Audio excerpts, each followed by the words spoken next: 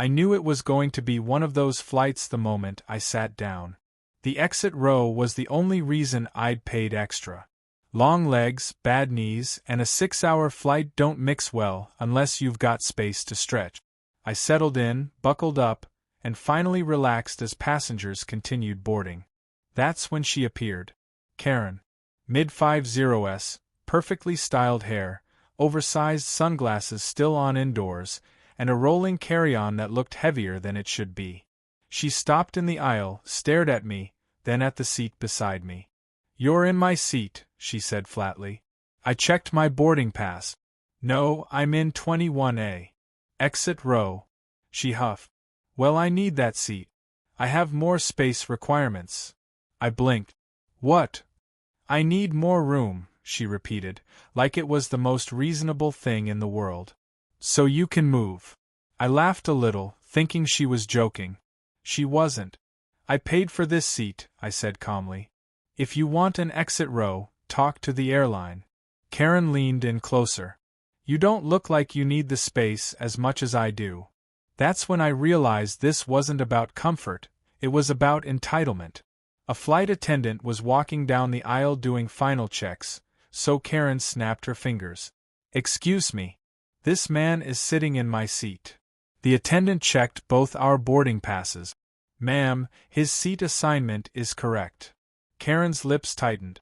"Well then move him. I need this seat." "I'm sorry," the attendant said. "Exit row seating is assigned and cannot be changed without airline approval." Karen crossed her arms. "Then get me airline approval." The attendant paused, studying her. "Ma'am, are you aware of the responsibilities of sitting in an exit row?" Karen rolled her eyes. "Yes, obviously." "Then I need to ask you a few questions." Karen smirked like she'd already won. "Are you willing and able to assist in the event of an emergency, including opening the exit door and helping other passengers evacuate?" Karen hesitated for half a second. "I guess." "That's not a valid response," the attendant said. "It must be a clear yes." Karen sighed loudly. "Fine. Yes." "Are you able to lift and maneuver heavy objects, including the exit door, which weighs approximately 40 pounds? Karen froze. 40 pounds, she scoffed. "That's ridiculous." "So is that a yes or a no?" Karen crossed her arms again. "I shouldn't have to do that. I just want the legroom." The flight attendant didn't smile. "If you can't perform the duties, you cannot sit in the exit row." Karen's face reddened. "This is discrimination." "Are you able and willing to assist in an emergency?" the attendant repeated. Karen snapped, "No. I'm not a flight attendant." "That's your job." The cabin went quiet. The attendant nodded once. "Thank you for your honesty." Karen smiled triumphantly, thinking she'd won something. Instead, the attendant turned to me. "Sir, you're confirmed and compliant. Please remain seated." Then she looked back at Karen. "Ma'am, since you've stated you are unwilling to meet exit row requirements, you are not eligible for this seat. In fact, you'll need to move to your assigned seat immediately." Karen's jaw dropped. "What? No. I was just saying." "I've already recorded your response," the attendant said. "Please move now." Karen exploded. "This is insane. He manipulated you." "I was joking." Another flight attendant appeared. "Is there a problem?" "Yes." Karen shouted. "They're stealing my seat." The first attendant calmly explained what Karen had said. The second attendant turned to Karen. "Ma'am, are you able and willing to assist in an emergency?" Karen hesitated again. That was all it took. "Please gather your belongings," the second attendant said. "You'll be reseated." Karen grabbed her bag furiously. "This is unbelievable." As she was marched down the aisle, passengers watched in silence. A few even smiled. I stayed right where I was, stretched out in my exit row seat, completely untouched. And that was only the beginning. Karen didn't like being told no. As soon as I refused to give up my exit row seat, she leaned closer, lowering her voice like she was doing me a favor. "You don't really need all this space. I have a bad knee. You should be a decent person and switch. I paid for this seat, I said calmly. And exit rows come with responsibilities. They don't just give them to anyone. Her eyes narrowed. Are you calling me irresponsible? Before I could reply, a flight attendant walked up the aisle. She had clearly been watching from a distance, and now she stopped right beside us. Is there a problem here? She asked. Karen turned instantly sweet. Yes. This man is refusing to give me his seat. I need the legroom for medical reasons. The flight attendant looked at me. Sir. She demanded my exit row seat because she wants more space, I said. I declined. The attendant nodded slowly. Ma'am, do you understand that exit row seating has specific requirements? Karen scoffed. Obviously. I can sit anywhere I want. The attendant's expression didn't change. Then let's go through them. You must be able to assist in an emergency. That includes lifting heavy doors, following instructions quickly, and helping other passengers evacuate. Are you willing and able to do that? Karen hesitated just a fraction of a second. Of course I am. The attendant smiled politely. Great. Then I'll just need to confirm a few things. Karen folded her arms, looking smug. First, the attendant said, are you willing to verbally agree to assist the crew in the event of an emergency? Karen rolled her eyes. Sure, whatever. And are you able to lift up to 50 pounds without assistance? Karen frowned. Why would I need to do that? To remove the exit door, the attendant replied. They're heavy.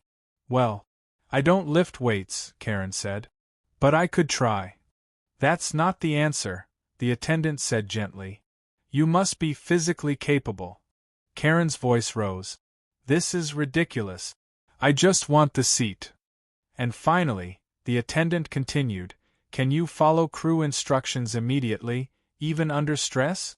Karen snapped, I follow instructions when they make sense.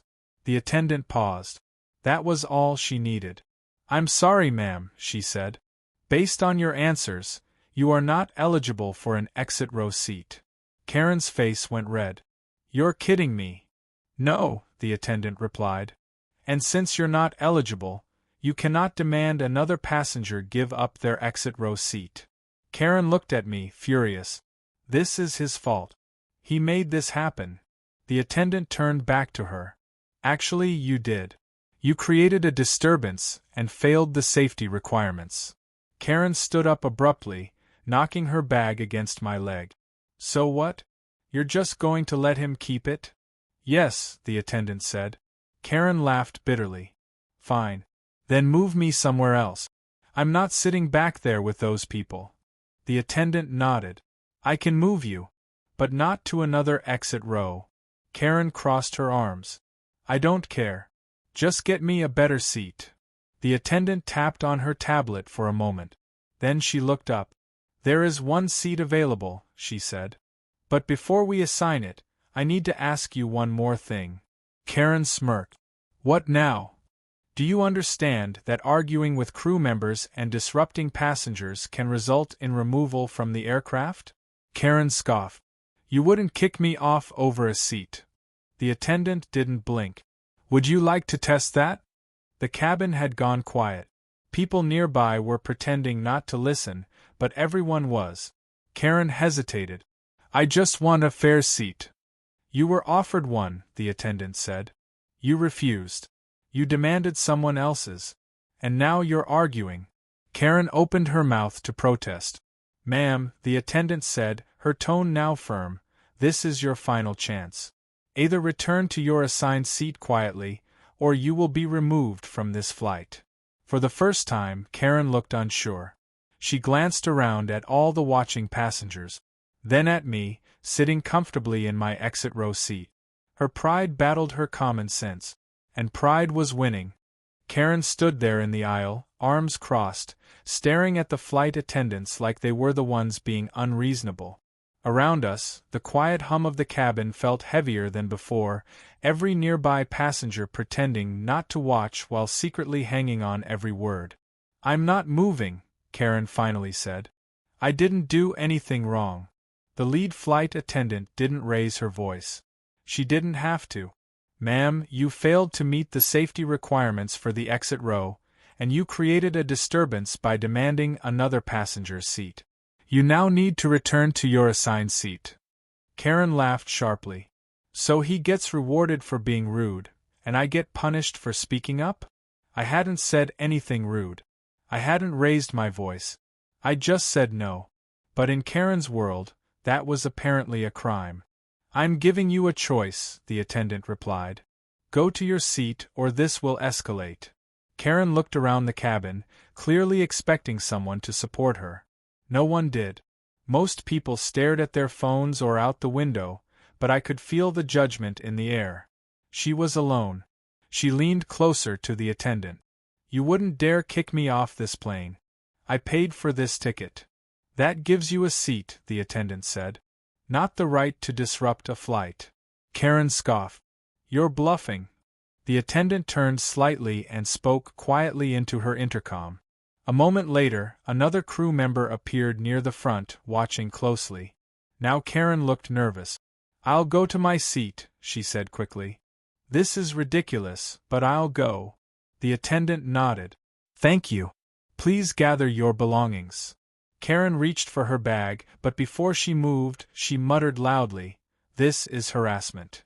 The words echoed down the cabin. That was a mistake. The attendant froze. "Ma'am, I need you to understand something. Accusing the crew of harassment while refusing to comply is considered disruptive behavior." Karen's eyes widened. "I didn't mean." "Please remain where you are," the attendant said. Two more crew members stepped into the aisle. The cabin went completely silent. "Ma'am," the lead attendant said calmly, "because of your behavior, we need to confirm one final thing. Are you willing to follow all crew instructions for the remainder of this flight?" Karen opened her mouth, closed it, opened it again. I guess." "That's not a yes," the attendant said. Karen clenched her jaw. "Yes. I'll follow instructions." "Then put your bag down and remain still," the attendant replied. Karen hesitated. Just for a second. That hesitation sealed her fate. "I'm sorry," the attendant said, her voice firm now. "We can't proceed with you on board." "What?" Karen shouted. "You can't do that." The second attendant spoke up. "Ma'am, you've failed multiple compliance checks and caused a safety concern. You are being removed from this flight." People gasped quietly. Karen looked at me like this was somehow my fault. "This is on you." I didn't say a word. I just stayed in my seat. "Ma'am, please come with us," one of the attendants said. "I'm not going anywhere," Karen snapped. That's when airport security appeared at the front of the plane. The lead attendant didn't even look surprised. Karen's face drained of color. "This is insane," she whispered. "This is over a seat." "No," the attendant said gently. "This is over your behavior." Security approached. "Ma'am, we need you to step off the aircraft." Karen stood there for a moment, shaking, then finally grabbed her bag and stomped toward the aisle. As she passed me, she leaned in close and hissed, "You think you won?" I met her eyes. "I just wanted to sit in my seat." That seemed to make her angrier than anything else. She was escorted off the plane while everyone watched. Some people quietly clapped. Others just sighed in relief. Once she was gone, the lead flight attendant turned to the cabin. "Thank you for your patience. We will be departing shortly." The tension melted instantly. Conversations resumed. The engines began to hum again. And I was still sitting comfortably in my exit row seat, untouched. Karen wanted more space. Instead, she got removed. And the flight was finally peaceful. Karen's removal didn't bring instant calm the way I expected. The plane sat there in awkward silence after she was escorted out, like everyone was waiting for the tension to fully drain from the cabin. A few people whispered to each other. Others just stared straight ahead, relieved it was finally over. The lead flight attendant came on the intercom. "Thank you for your patience, everyone. We're just finishing up some paperwork, and we'll be on our way shortly." A ripple of quiet applause moved through the cabin. I leaned back in my exit row seat, still half in shock at how fast everything had spiraled. All I'd done was refuse to give up a seat I paid for. Somehow that turned into airport security escorting someone off the plane. My phone buzzed. A message from the Airline app popped up. A customer service case has been opened related to your flight. I stared at it. You've got to be kidding me. A few minutes later, the same flight attendant who'd handled Karen came over to me. Sir, I just want to let you know the passenger who was removed has filed a complaint. It's routine. You didn't do anything wrong. So she's still trying? I asked. The attendant gave a small, knowing smile. She usually does. That told me everything. We finally pushed back from the gate and took off. The plane lifted smoothly into the air, leaving Karen and her meltdown far behind on the ground. For a while, things were peaceful. Too peaceful. Then, halfway through the flight, the intercom chimed softly. Sir in 21A, could you please ring your call button? I did. A different flight attendant came over, holding a tablet. Customer Relations has a few questions for you. Right there, midair. She stood quietly while I explained everything again. The demand, the exit row test, Karen refusing to comply, the security escort. I didn't embellish. I didn't need to. The attendant nodded as she typed. We also have the cabin footage and crew statement. It matches your account. So what happens now? I asked. She's already a known issue, the attendant said. This wasn't her first incident. I raised an eyebrow. Meaning this could have long-term consequences for her. That was the last I heard about it until we landed. At the gate, while everyone else rushed off to grab their bags, I was asked to step aside. 2 airline supervisors were waiting. Sir, thank you for your patience, one of them said. We just need to formally close the case, Karen opened. They walked me through what had already happened, her complaint, the footage, the crew's written reports. Then they told me something that made me almost laugh. She tried to claim you verbally assaulted her and stole her seat. Let me guess, I said. None of that happened. Correct, the supervisor replied. Her complaint has been dismissed. And her. The 2 supervisors exchanged a look. She's been issued a formal warning, one said. And her frequent flyer account is under review. All over a seat. I left the airport feeling lighter than I had in weeks. There was something deeply satisfying about watching someone who lived on entitlement finally hit a wall. But Karen still wasn't done. The next morning, I woke up to 3 missed calls and an email from the airline's corporate office. Apparently, Karen had escalated her complaint again, claiming discrimination and mistreatment. This time, though, corporate didn't even sound annoyed. We've reviewed all available footage and reports, the representative said. Your involvement is closed. However, the passenger has now been flagged for repeated disruptive behavior. What does that mean? I asked. It means her future bookings may be restricted. In other words, she'd done this too many times, and this time it finally caught up with her. I hung up the phone and laughed. Karen had boarded that plane thinking she could bully her way into more space. She left it banned from getting special treatment ever again. And all I did was stay in my seat. By the time everything was finally settled, I was emotionally exhausted in a way only public drama can cause. The plane had already landed, passengers were standing in the aisle grabbing their bags, and yet I was still sitting there, waiting for one last shoe to drop. Karen was gone. But her chaos still lingered. A flight attendant approached me as people shuffled past. Sir, airline security and customer relations just want to close out the incident before you leave. It'll only take a minute. I nodded and followed her to the side of the jet bridge. 2 airline officials were waiting, both holding tablet. Thank you for your patience, one said. We've reviewed the full incident, including the cabin footage, crew reports, and the complaint filed by the passenger who was removed. I didn't even have to ask. She claimed I harassed her, didn't she? The woman sighed. Yes. She claimed discrimination, intimidation, and that you stole her seat. And none of it was true, she said calmly. The video is very clear. The other supervisor looked at me. You handled yourself professionally. You never raised your voice. You never left your seat. You followed crew instructions the entire time. So, it's over? Yes, he replied. Her complaint has been permanently closed. I let out a long breath I didn't realize I'd been holding. And her? I asked. They exchanged another look. She has a documented history of similar behavior, the woman said. This was the final incident that triggered an internal review. What does that mean? It means she's now flagged in our system.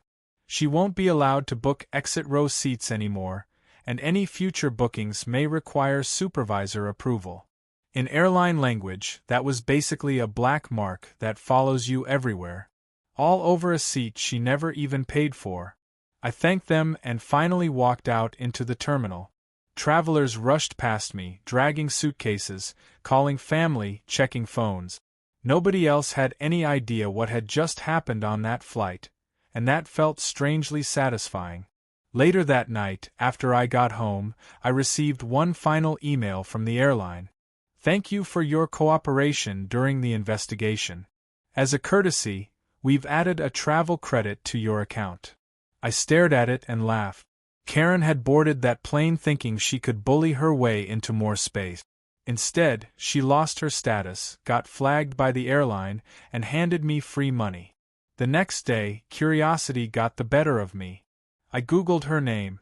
She wasn't famous or anything, but there were 3 public complaint posts from different airlines and hotels. Same story every time. Staff were rude. Other guests were hostile. She was mistreated. She wasn't unlucky. She was just used to never being told no. What stuck with me most wasn't her anger. It was the moment she realized the rules applied to her too. When the flight attendant calmly asked her to confirm whether she could follow instructions and she hesitated, that was the moment she lost. Not because of strength, because of ego. She couldn't stand being challenged. All I did was sit in my seat. I didn't argue. I didn't insult her. I didn't escalate. I just didn't move. And sometimes, that's all it takes to expose someone who's been walking through life pushing people out of their way. Karen wanted my exit row seat for more space. She got exactly what she deserved instead. Less privilege, less access, and a permanent reminder that entitlement doesn't fly.